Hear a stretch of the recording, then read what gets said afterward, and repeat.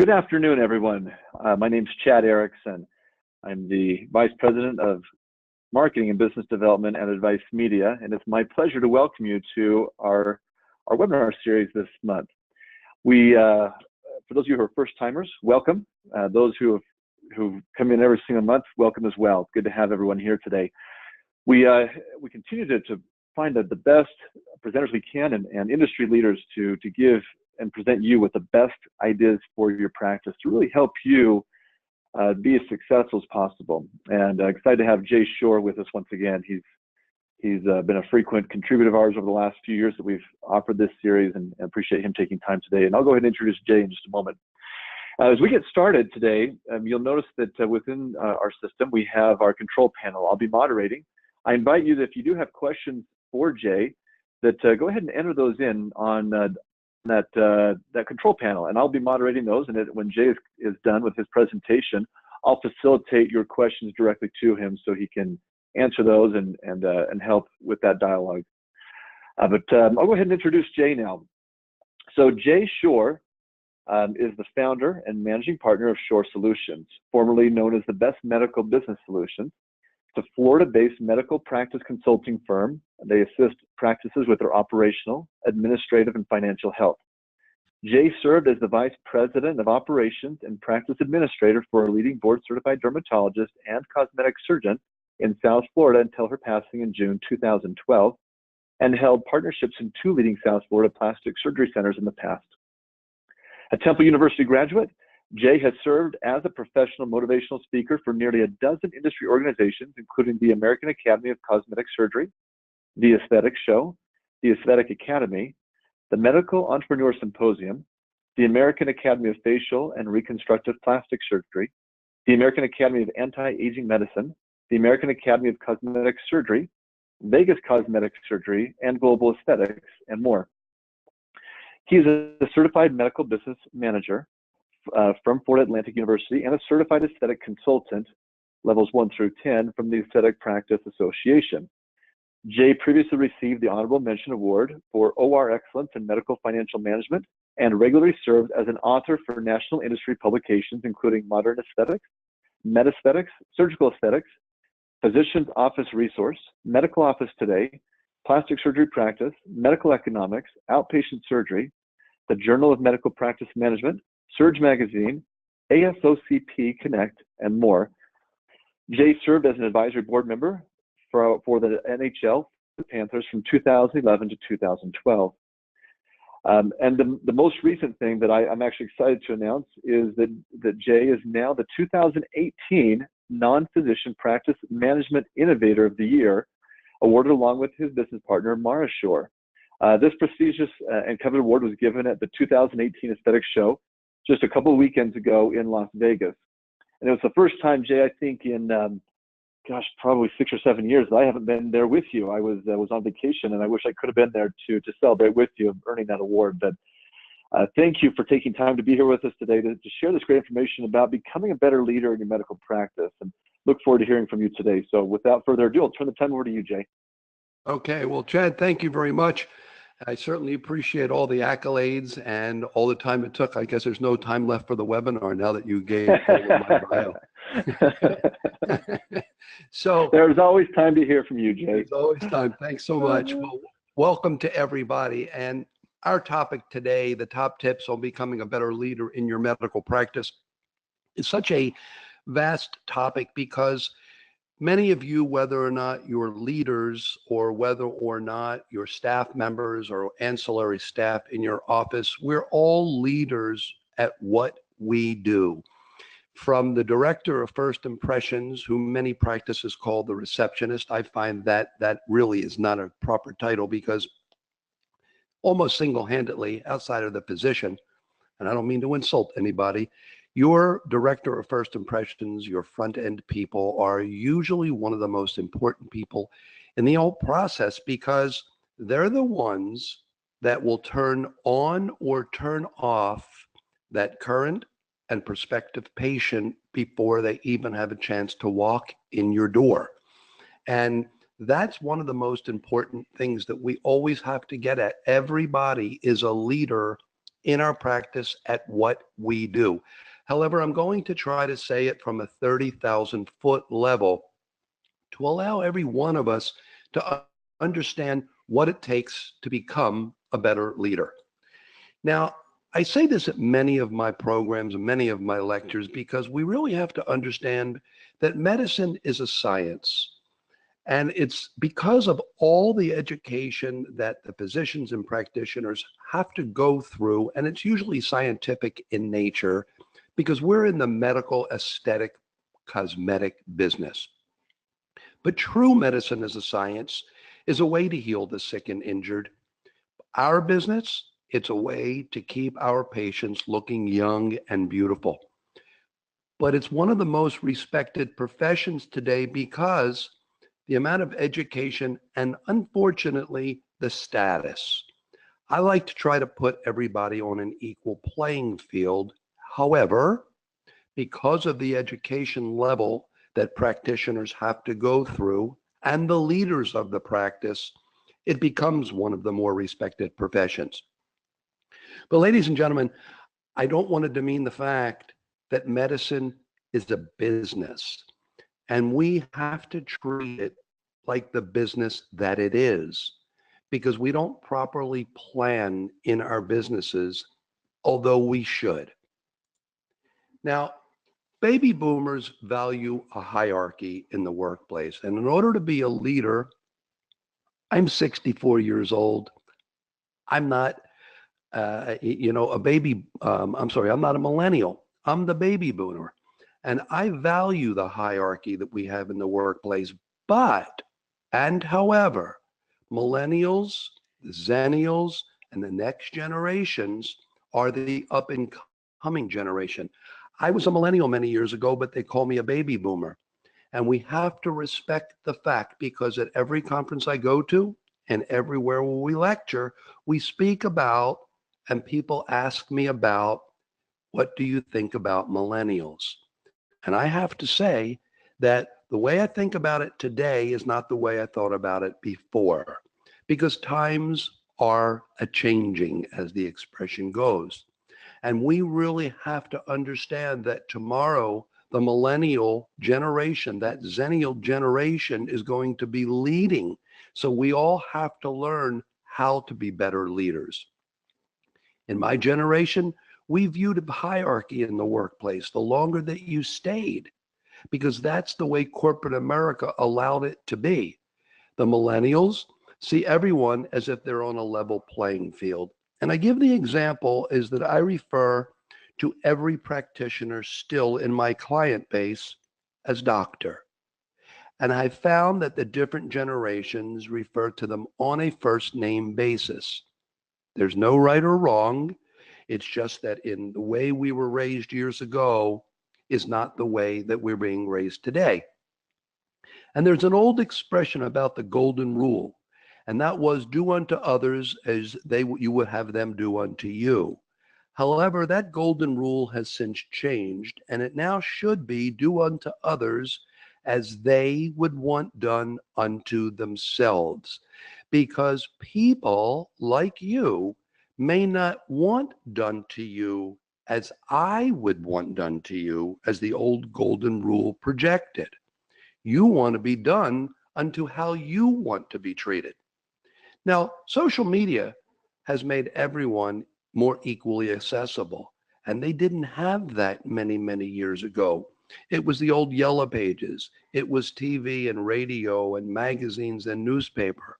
These are getting to be, if not already, things of the past. So, as we start about tips in becoming a better leader, we have to ask our new hires about their goals. And that is do unto others as they would want done unto themselves. It's not about our goals. Our goals are very important, but how do we meet the goal of our staff? And how do we exceed the goal of our staff if we truly don't know what that goal is? So we have to help them accomplish their goals and ask them to help us accomplish ours, because a happy employee and staff will stay with you much, much longer. One of the many things that our consulting comes to do for clients, we are not recruiters. However, we do recruit in the process to help our clients recruit, maintain, retain better staffing. And look, all of you that are leaders in a practice, you're not going to be shocked at what I'm about to say. I look at resumes and it's very, very sad because I have people that have no concept of what their resume looks like by having multiple amount of jobs in a very, very short period of time. And what I hear from people is that they didn't feel respected. They didn't feel that there was any growth for them, and they didn't feel that they would be able to accomplish not only the practice's goals, but goals of their own. And maybe, just maybe, it's because we've never asked. Get to know something about the people that work for us. The personal connection that you share with others really goes a long way. And there has to be a trust factor that builds when your staff feels that, like them, you want to learn more about them beyond their daily duties. If you don't know anything about your staff's members, interests, family, or future goals, make some time to visit with them and learn more about them. I'm not suggesting that you be their friend. The problem with being your friend is sometimes they take your niceness as a sign of weakness, and that becomes more detrimental. Communicate with members of your team because effective leaders consistently encourage dialogue between staff and management. And in a medical practice, it's extremely important because as your employees regularly hear patients' suggestions and complaints, they're able to bring that back to you. Shutting down the lines of communication from an employee can always stop future dialogue, resulting in a loss of wonderful and positive ideas. Because think about this for a second. Who is the best person to get the information or suggestions from? Certainly not the people at the top.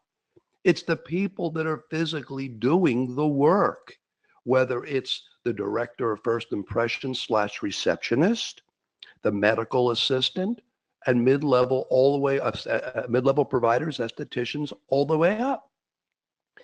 Communication has to be clear, concise, and consistent because the training for each and every level of our personnel in our organization, you don't want there to be questions about, I thought, he said, she said.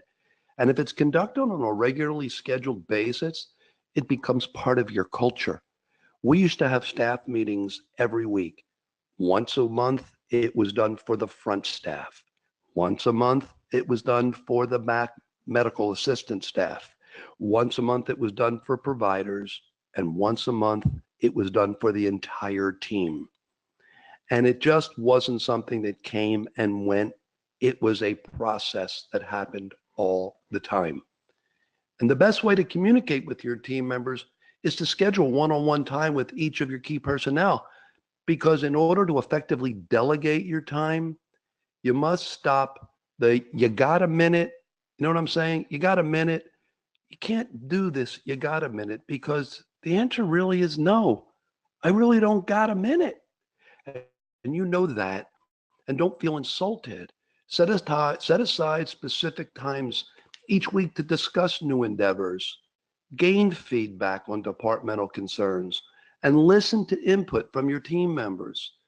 Because depending on how many departments you manage, whether it's the clinical staff, the office staff, the purchasing staff, the administrative staff, you may want to have your department heads meet with their own departments on a regular basis versus just the you got a minute to formulate an agenda prior to the meeting. I never, ever have a staff meeting or a meeting with our people or a client without an agenda first.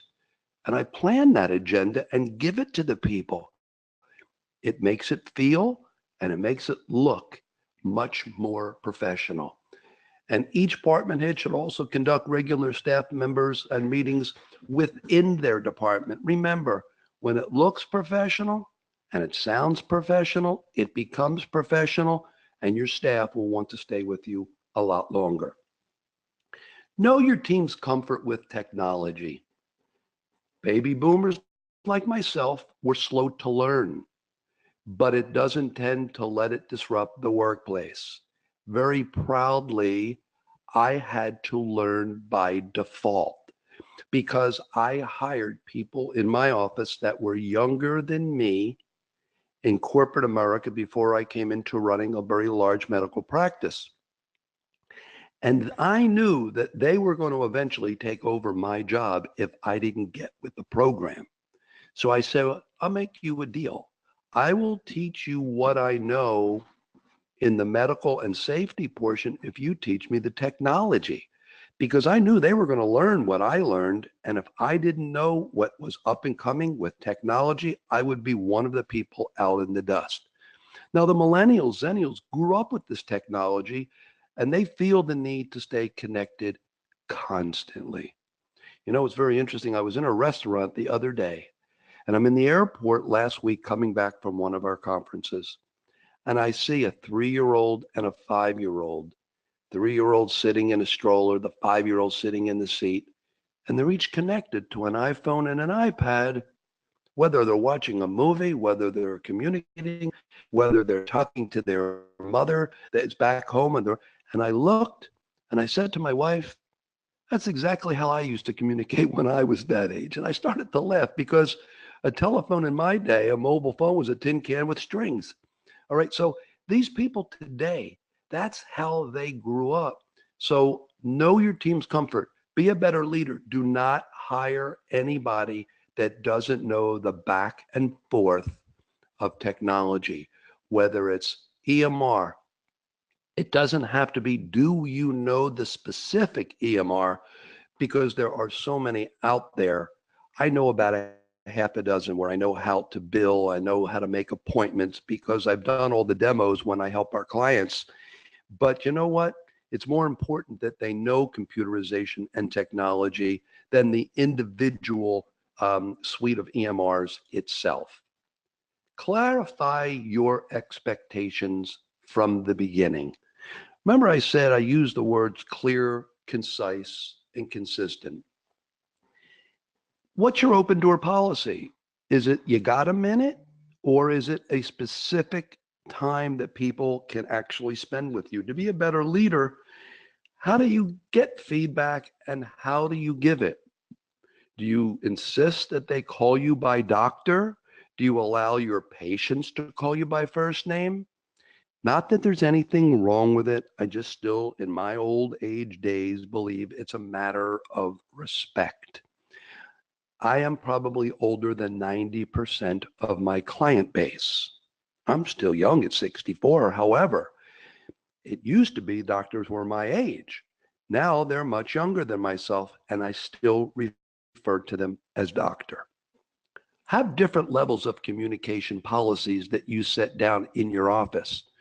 I did not, and I still do not promote the fact that you allow your staff to walk around with their mobile device and walk in the hallway and text or do social media on the way from one exam room to another. Call me a staunch, but an effective leader lets people know that the patient base, whether it's medical and or cosmetic in your office, lets them know that you believe that your office is a professional workplace and not a social media and a social gathering. Have a cell phone or social media policy. If you don't have one, you'll get my contact information at the end. This is an educational meeting. I'm not here to sell anything. I will be more than happy if you send me an email to send you a copy of cell phone and social media policies that we've had and that we offer to our client base. Get to know something about the people that work for you. The personal connection you share with them goes a long way. And that's why you clarify your expectations from the very, very beginning. Many times people feel that if we want something done right, we need to do it ourselves. And this is the number one route to failure, because the most successful people are those who know how to delegate their responsibilities to others. I always like to get it done myself because I think I can get it done faster. But as leaders, we have so much to do, we can't possibly get it done. And I don't know if you've ever heard this expression before, but if you want something done, give it to a busy person. It is amazing how people that are busy find the time and find a way to get it done. Lazy people will explain to you how busy they are and that they don't have the time. Take the time to train your staff and your supervisors. I do a lecture on cost and investment. Training is an investment because I promise you, you will get a master return back from that time that you spent. Create a system that clearly outlines how and when these people that report to you have to come back to you with the specific tasks that you've assigned them. Remember, what gets measured gets managed, and what's managed gets measured. Successful delegation is a constant work in progress, and it takes strong leaders like you to master it. And you have what it takes. So let's go and get rid of the minutia and work on really important things in our office. Tip number 4, identify the issues in your practice.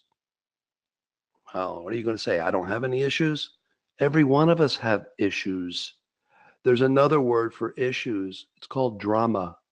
And when I usually say this at different conferences where I lecture and different business groups where I speak, people laugh when I say, anybody here have drama? Because everybody knows there's always drama in an office. When you have multiple people of different genders, there's always drama.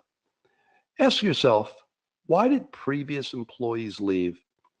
I promise you it's not about the 25 or 50 cents an hour.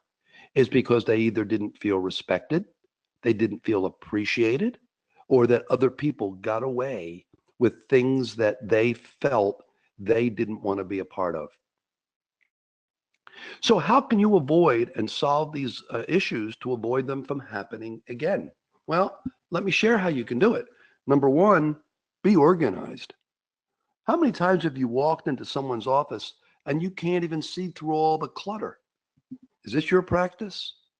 And if this is your office, your staff likely views you as being disorganized and unable to grasp practice issues at a moment's notice. Proper files, orderly piles, and a clean workplace show effective leadership. Imagine how you would feel if your practice was in shambles when your parents and your patients arrived. How do you think the patient feels when it looks like it's all trashed up?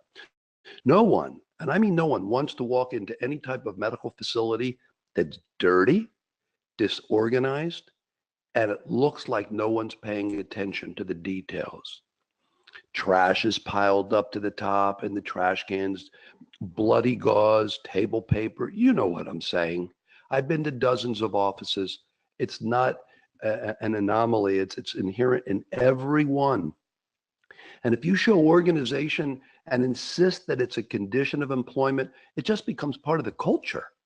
And you're always going to be a positive motivator for your employees because nothing less will be acceptable. It's a standard, a condition of employment, and it's not like a program and it's here today and gone tomorrow. It becomes a policy and a procedure and a protocol and not a program.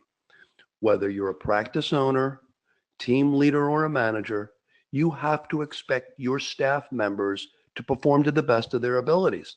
And this starts by having leaders like you in the organization who are focused on performing to the best of your ability while encouraging your staff to take ownership of your duties, their duties, and the future growth of your practice. Because if they don't, who will? And if you don't, who will? Tip number 5, know what your team values. There's nothing worse than people not feeling they are respected. And I was sharing with Chad, Mara and I are going on 2 site visits, one in Houston and one in California within the next couple of weeks. And I speak to people all the time. And the number one thing I hear is that they're always disrespecting me. The staff doesn't respect one another. They don't respect the boss. The boss could be the team leader, it could be the office manager, it could be the practice administrator, it could be the doctor's wife, the doctor's husband. In my old former practice, I'll make a disclaimer, I am not a physician. I know a lot about medicine as a former level 3 trauma medic. However, my late wife was the physician and surgeon. Many other offices, the wife is the office practice administrator. So you have to treat your people with respect. You and your staff have to have a work and a home life balance. If you can't afford benefits, I understand. But if you can, make them fair, all right? And have self-care sequel items with examples, including in-office meditation, mindfulness, workplace wellness, memberships to the gym. I'm not saying that you have to do yoga and Pilates and spinning. Offer some of these things that give people a different type of a work balance. Now, if you can't afford it, I understand. But in some practices that can, offer something up that makes them feel okay. Now, we have practices in California, and part of their benefit is the mandatory 3-day sick leave policy is a California law. It's not mandated in every state. However, you don't have to adhere to that if you offer a more generous policy. So for those practices, I say don't offer vacation, offer PTO. PTO is inclusive of sick pay, PTO, vacation. So your mandatory 3-day in California or whatever state it might be that mandates can be included in that. And the states allow that as long as your personal benefit exceeds that of the state mandated program. Right? So, you always want respect, because if they regularly see you recognizing accomplishments of your fellow team members, they're going to respect you as well. Rewards, recognition, I've always felt important. Now, I didn't make this up, but according to a 2016 study, 218 employees who took place in a study called the Bruin Health Improvement Program. Participants who took part in this 3-month program improved in physical and mental health and stress, energy levels, social satisfaction, and self-efficiency and quality of life. And that's basically what I said before. When you offer rewards and recognition and respect to people from the leadership down, yes, some of these rewards are pretty nice. Financial rewards, I'm telling you, everyone loves them, but they're very temporary. As soon as you spend the money, the reward is over. I know people listening are saying, yeah, I like the money. Show me the money. However, once the money's gone, you may not feel respected. You may not feel appreciated. And not giving these things for work-life balance leads to less absenteeism and more positive work attitude. You want to be able to, look, maybe give an extra day of PTO in appreciation for what a staff member has done. Give them a mental rest. That's so important. Give them a few hours off. Tip number 6, what you're doing wrong could really cost you. Always look to different staff members for innovative ideas and new ways to improve loyalty. Motivate them. Everyone loves to feel motivated because we feel that you care about us if you give us positive motivation versus always negative interaction. So you motivate and reward your team members who share ideas and support your efforts through new endeavors. Who doesn't like to have a new idea? I get new ideas all the time from my business partner, Mara. I don't always approve them. She doesn't always approve mine, but we do approve and resolve, and we speak about each other's ideas because when they work, they really work. All right, so acknowledge that you appreciate staff members sharing their concerns and different points of view, even though you may not approve them, and that every idea is going to be considered. So never discount an idea from an employee because you'll shut them down, no matter how trivial it may appear. And it's important enough for them to bring it up to you, then you need to honor it and respect it. And many times praise, some people don't like to be praised in front of their colleagues. I certainly did. As Chad said, Mara and I were recognized as the non-physician 2018 Practice Management Innovators of the Year for the United States from the Aesthetic Practice Association and UBM Publications at the Aesthetic Show. And you know what? I really loved being honored in front of 1,500 of my peers and being presented the award from Andrew Orden, Dr. Orden from the doctors. It made me feel very important for the moment. However, I'll look at this glass figurine and I'll still feel important because it made me feel appreciated for all the efforts that I have done to educate the medical community in practice management over the years. And that's all this is really about. I felt appreciated when we're invited to conferences, when you are recognized in front of your peers. Many people don't like to respect that as well. Praise goes a long way in encouraging employees to share feedback and new opportunities for practice growth. And the feeling of appreciation is certainly, paramount and goes a long way. Study that 71% of people in the labor force are actively seeking or open to a new job. I am posting for 7 jobs right now for clients around the country, anywhere from front desk director of first impressions and patient advocates, through practice administrators, through patient care coordinators and marketing, PAs, and I'm even recruiting for a plastic surgeon and a facial plastic surgeon. So it doesn't, you wonder, 71% of people in the labor force are open to a new job. Are that 71% in your office? If so, why? What's sad to me is I see people applying for jobs that I have open that currently work for clients of mine. So what do I do? Do I tell my client that this staff member is looking for a new job? Or do I try and tell my client that maybe we need to accelerate being a leader in the office so that we don't need that person? Now, certainly if this person is a drama person, I will share that maybe we need to get rid of this person, allow them to go work for your competitor, create the drama somewhere else. And this came from an Indeed.com study. And these percentages increase with the millennials. Just like I said, there's so many people out there. Negative behavior is extremely contagious, and you know that in your office. By practicing and insisting on powers of positive thinking, it becomes a normal way of life in your office. So always have a positive attitude. It really, really goes a long way because these people depend on you.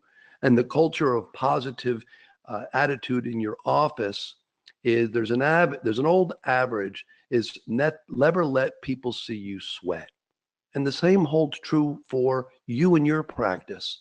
Strong leaders, when you're upset, don't get angry, don't raise your voice. Refer to your problems as opportunities. Let your staff help you. Be a better leader. And you shouldn't allow employees to ever speak negatively of the patients in your office. Now, I know there's a Polly problem patient and a Peter problem patient in every office.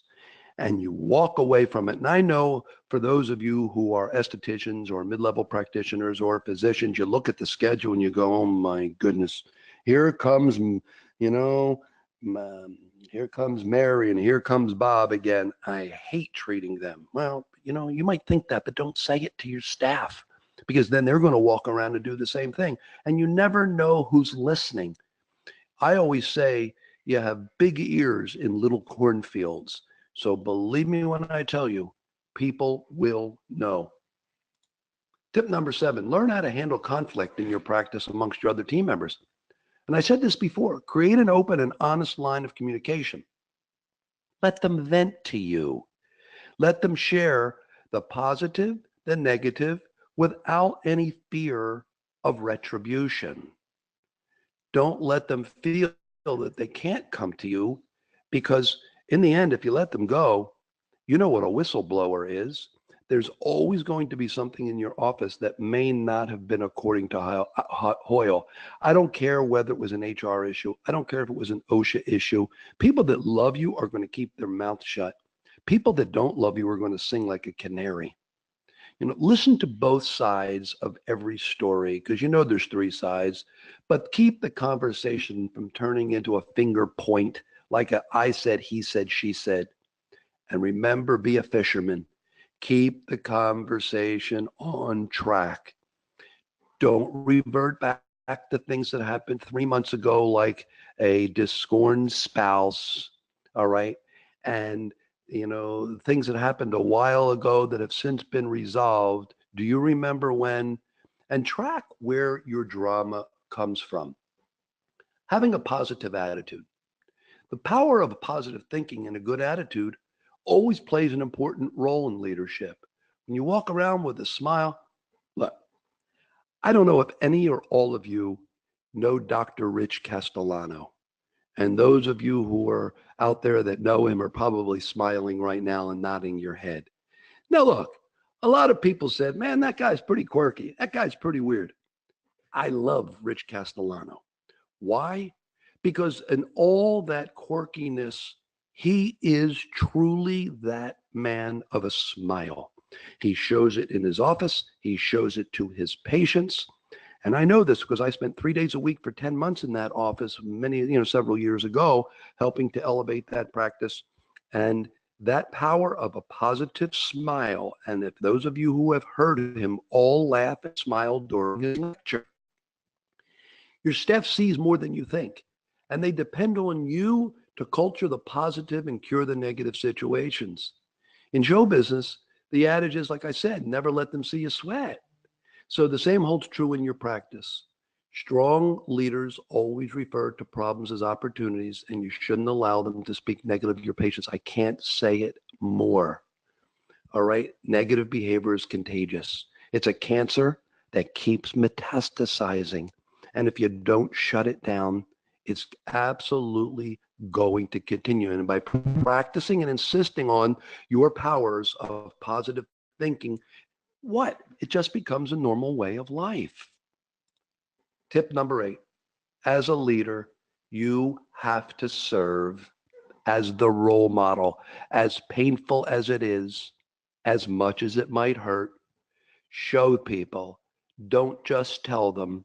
Your staff expect much more from you. And tell your staff, show them what you expect for them. You have to be honest. You have to have integrity, and you have to lead by example. Look, don't do anything that you're in your practice that's illegal, unethical, or immoral. I live my personal life this way, and that's how I live my professional life. So that when people come to hire Jay and Mara Shore, they know that these are the ethics. When people come to hire Chad Erickson and the people, other personal friends of mine who have honor and integrity, I know I'm not going to get cheated. I know I'm not going to get ripped off. And I know I'm not going to get lied to. I can share with you, I have negotiated many contracts on behalf of my clients with Advice Media. I may not have always liked every incidental about the agreement because I wanted more for my client, but at the end of the day, they were honest, they were fair, they were reasonable, and we signed the deal because I'd rather deal with somebody I trust and somebody that was a role model and I know isn't going to let me down. Isn't that who you want to do business with? And isn't that how you want to show your staff you lead? Community service. Nonprofit charity foundations serve as that role model. For those of you who may or may not know, I'm the chairman of the board of a nonprofit foundation called MSD, for Marjorie Stoneman Douglas Save Our Schools, of which I started after the murder of the students and the faculty at Marjorie Stoneman Douglas, where it's 1 mile from my home, and I mentor underprivileged children at these high schools. And I, along with many of my colleagues, opened up this foundation to help and promote for mental health and to raise money for safety programs in high schools around the country. We have raised a considerable amount of money. I'll put a promotion here in a sales technique. It's not for my own company. This is for the nonprofit foundation. It's msdsaveourschools.org. And just see, the only reason I'm saying this is because we serve as role models about our integrity, and we show people it's not always about the money. I have no financial gain and interest in this. It's just a charitable foundation that we started to promote and show our integrity to people in our community. And you know what? People that come to work for us love it. And the advisors and the vendors like Chad, who was very generous in their contribution, they appreciate doing business with people like that. Tip number 9, embrace your staff's strengths, whether it's social media, which is so important today. It is the kingpin of all marketing. I've learned to embrace it. However, I'm not the one that does it because I'm not that good at it, but Mara is and my team is. I want to embrace the things I do the well at and do the best at. Social media for me personally isn't one of them. So as a leader, delegate what is your best and your weakest strengths to other people. Be creative and have people skills. A poor leader believes that a task will not be done correctly unless he or she does it themselves. But in the end, it's impossible for any practice owner or manager or administrator to do it all. I recently got a client, and she told me that she's the practice administrator and the patient care coordinator, and it's a large practice. And I said, you can't do both. It's impossible, because the low-hanging fruit of getting the money is in the sales component. So if you're so busy and you're a busy practice and you're selling, how do you lead? Well, she says it's very difficult. So now we're going to look for a practice administrator or a salesperson. Pick your poison of what you want to do best. The best leaders have good team members who take on the responsibilities that they're given and they report back with their respective results. Because in terms of employee morale, staff members want to feel is that they have some liberty, they have some autonomy, they have authority to handle whatever situations are related to their personal direct responsibilities. And as a leader, ladies and gentlemen, when you micromanage and you constantly have a watchful eye on people, it makes them feel like they're not trusted and they're not going to have your best interest at heart. And we're nearing the end. Tip number 10, remove that negativity from your office. As a leader, I don't know if this should be number 1, but stop the yelling, stop the eye rolling.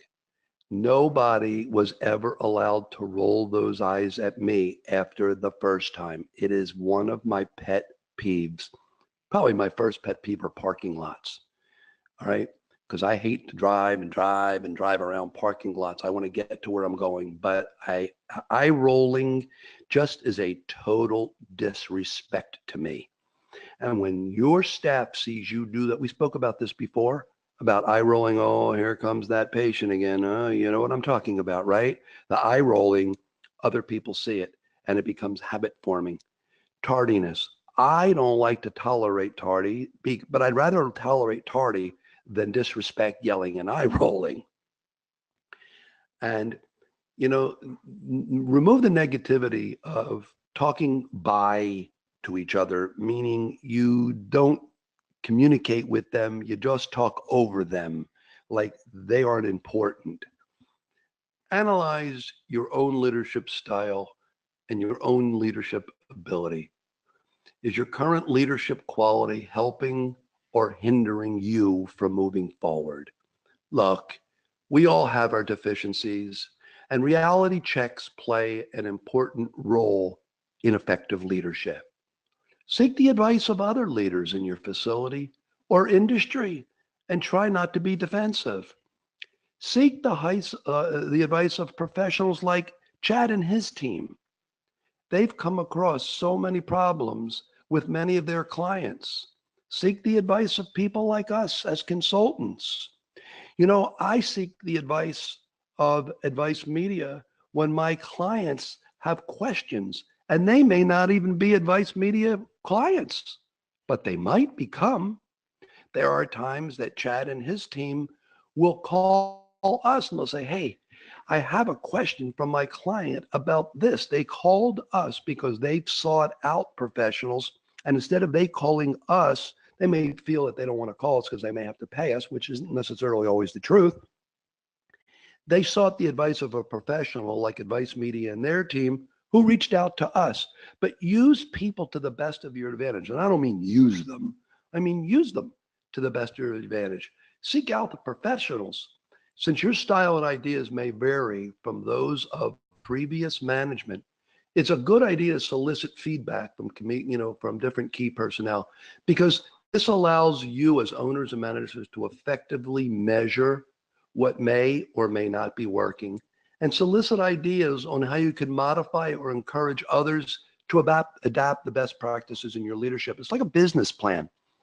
I lecture very extensively on operational, financial, and administrative business plans, which everybody should have at least for the fourth quarter and maybe even the first quarter of 2019 already. And when you fail to plan, you're planning to fail, because a business plan is out there and you don't always have to follow it. You look at the results, you review it again, and you review it again.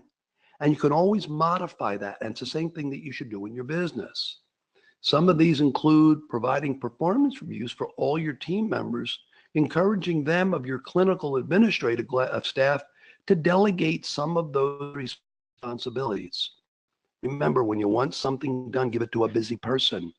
And many times, even that front desk director of first impressions may have 2, 3, 5 minutes in between answering the phones that could do a 5-minute task that you're so busy to get done.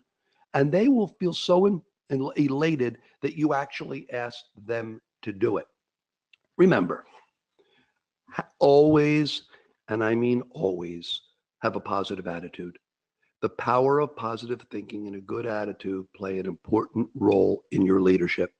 I'm a motivational speaker as well as an educational speaker at all of these different conferences and out in our community. And when your staff, to summarize, sees you behaving in a negative way, they're going to follow your lead. Leadership starts from the top. Your staff sees more than you think, and they depend on you to culture the power to cure the negative situations. All right, I said it before, I'm going to say it again. In show business, the old adage is never let them see you sweat. You could be a little frustrated. Don't let your staff see you sweat. They're not problems, they're opportunities. Strong leaders always refer to their problems as opportunities. And you should not allow your employees, once again, to speak negatively of your patients. As you can see, I'm summarizing. Patients are not an interruption of your business. They are your business. Remember, negativity is contagious, and by practicing and insisting on the power of positive thinking, it ends up becoming a normal way of life, and this helps you to become a better leader. I thank you for allowing me for the last 45 minutes to give you my thoughts and perils as I go around and like to try and share how I've done it and how we do it with our clients, with practices all around the country. And now I'll turn it over to Chad. Wonderful. Jay, thank you so much. It's always a pleasure to have you here. Sometimes being older has its advantages with the wisdom that comes along with that. And I think that's one of the takeaways I have, that this wisdom is just something that a young staff, they just can't quite get. And I see that as well with a lot of the people that we hire, these millennials, and they're so anxious to grow up so quickly, and they're very good, but they think, well, I should have it now. And it's like, well, no, but let's get you there, and so working with them the right way. And I appreciate what you said of setting those expectations early is a big deal, finding out what their goals are. And, as we've done that in our organization, I've been very surprised and it really sets things off on the right path. They actually have some amazing ideas. If we'll let them, express those and then make sure that we're on the same page of what we expect and what they're looking for. And if we match those up, it's usually pretty good. It's never perfect, but I don't know that you can alleviate that and always have a perfect, situation, but very, very good. I have just a few questions for you today. And if there's any others listening that have some questions for Jay, please enter those here on the control panel, and I'll facilitate those over to him right now. One of the questions that came up, and I've heard this before, but I'm curious to hear your response on this, is how many chances do you give your employees for things that are going on, and how quickly should you fire someone? Well, there's an old adage, I'm full of adages. It's hire slow and fire quick.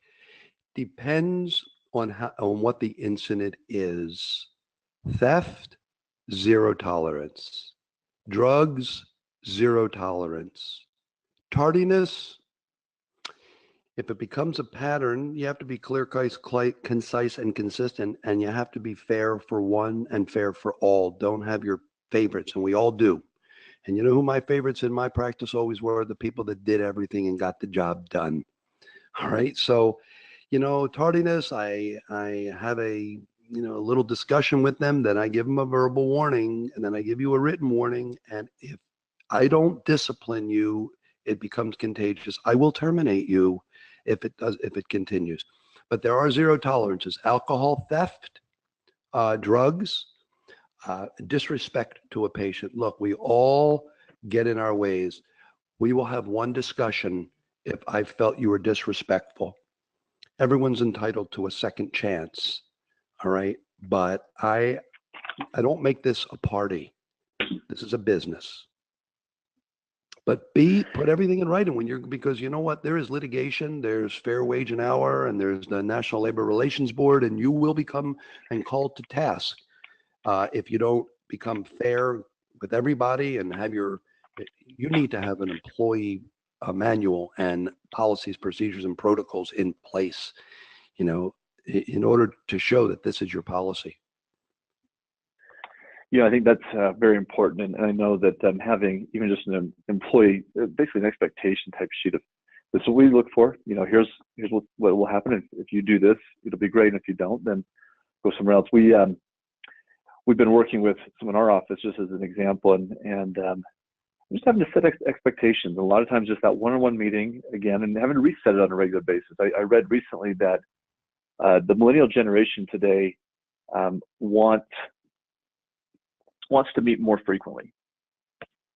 They're expecting meetings on a quarterly basis, not just like an annual review. And so kind of understanding that's the mentality, I think helps. Not that you have to give them a raise every quarter. That would be asinine a little bit, you know what I mean, to set that priority. But listen to them, understand what they're looking for. They do kind of want that attaboy. So for what that's worth.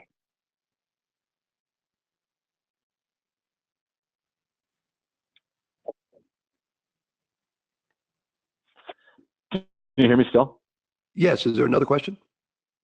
Yes. One other question was, are there any books that you recommend on leadership? Either for the individual, I don't know if they meant for the individual, for them to read, or for them to give to their employees to read. Stephen Covey on the Steps of Highly Effective People. There are many, many books. I don't necessarily always promote specific things on a meeting like this, but there are anti-aging books. There's How to Recruit, Motivate, and Manage a Winning Staff by Laura Sachs Hills. There's a lot of educational material that you can get from the Society of Practice Management. There's other books out there. If somebody wants to send me an email, I'll be more than happy to promote what I think are, the great books. There's sales books, there's management books. Making Today Counts, another great one by John Maxwell. All right. Mm-hmm. There's A Brand Apart. One of our colleagues, Dana Fox, wrote Pearls of Practice. There's Chet Holmes wrote a book it's from The Ultimate Sales Machine. One of my favorites. And another one, about promoting your medical practice, which I think is an excellent publication. It's Marketing Communications Physicians. It's by Steve Brown, Andrew Morley, Cheryl Bronkish, and Steve Wood. I mean, I can go on and on and on. There's so many, but send me an email and I'll refer to it. If you share with me what it is you're looking for, I'll be able to more closely align you with what you think might be the better book. Excellent. We when any new employee starts at Advice Media, we give them a copy of a book called Growth Mindset by Carol Dweck. And then we have a discussion with them about that and really understand the difference between a growth mindset and a fixed mindset, which is important. And I just finished a book yesterday called It's Your Ship. It was recommended by a colleague, by Captain Mike Abrashoff. He was a commander of the USS Benfold and talked about taking over the worst ship in the Navy and how he transformed it to the best ship in the Navy.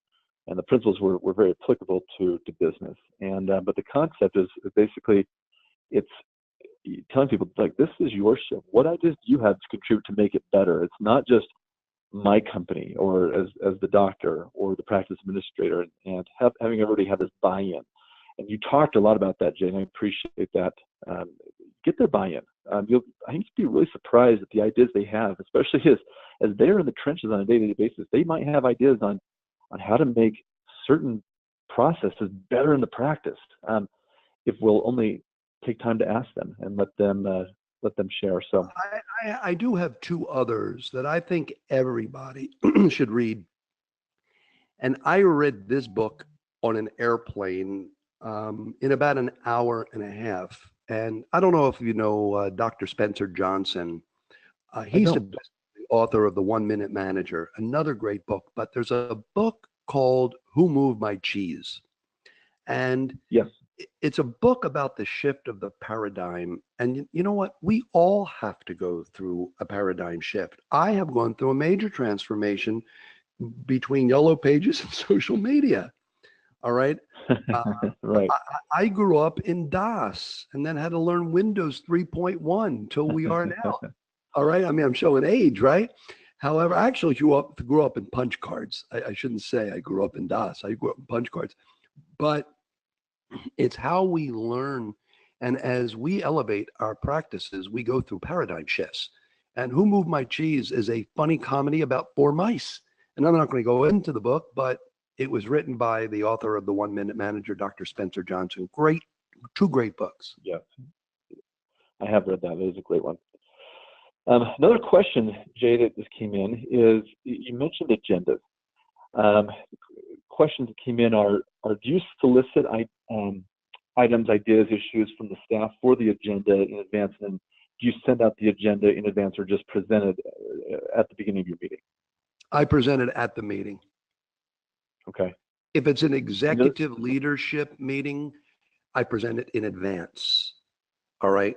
So that the people in attendance, I don't like to bifurcate executive management from auxiliary and ancillary staff, but I will here for a second, because sometimes there is a meeting between you and other departmental leaders in your practice. I will send them out in advance so that other managers know what we're going to be speaking about and can have other questions and comments prepared in advance. If it's just the general staff, I do not. I let them know what we're going to be speaking about. Otherwise, the meeting will just never end. Very, very true. And then the other part of that was, do you solicit items for the agenda from your staff in advance? Always. Knowing that we had meetings on a regular basis, general staff meeting once a month and the departmental meetings every week, it was always send me a note of what you think you'd like to speak about. Plus, as you know, things happen during normal work day and week. So we can end up adding additional ones, like there may have been a problematic patient, there may have been a problematic case. We experienced this in the OR. Let's talk about this for a second. We got a little panicky. We couldn't control the blood, and we had to clamp it off, and the cautery was in the way. And look, I don't want to get into what can happen. Or, you know, we have a family member that wanted to do video in the exam room and the camera was in front of the injector. So, hey, we need to set up a policy. And we set this up and we promote this with our clients as well. No family members are allowed to take any pictures or video. If you want it done, we take it with our camera and we'll forward it to you. Because in the event that there's anything that we don't want people to hear or see, it gets edited before it gets to you to be posted on social media anywhere. So these are things that come up along the way that we discuss that may not have initially been on the agenda. You know, and one of the things on the agenda that you alluded to, and maybe I'll just kind of connect the dots a little bit, if you're okay with that, is you talked about you got a minute, right? You got a minute, and this is a great format to say, if you've got these items, think about, is it really an urgent thing, or is it one of those things, you know what, that's actually a good thing to address in our meeting that's coming up in 2 days. It doesn't have to be addressed today. Go ahead and email that over. I have an agenda item. There you go. And that becomes, I think, a forum for addressing it. Sometimes they're like, oh, people still have things. But I think sometimes they don't know what's urgent, what isn't. And so it becomes a training, you know, constantly.